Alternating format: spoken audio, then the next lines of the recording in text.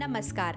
वैसे तो वर्ष में कई एकादशी आती है और सभी का अपना विशेष महत्व है, किंतु पौष मास की शुक्ल पक्ष की एकादशी, जिसे हम पुत्रदा एकादशी के नाम से भी जानते हैं, इस एकादशी के व्रत का प्रचलन कब से प्रारंभ हुआ, हमारी आज की कथा इसी से जुड़ी है।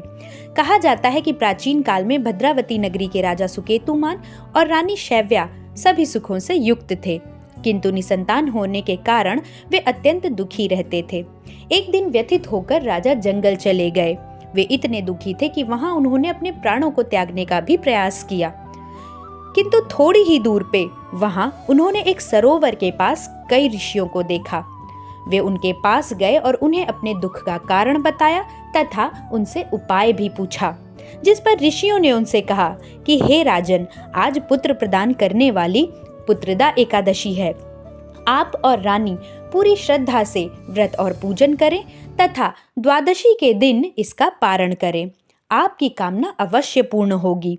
ऋषियों की बात मानकर राजा ने पूरी श्रद्धा से रानी सहित व्रत और पूजन किया तथा द्वादशी के दिन व्रत का पारण किया।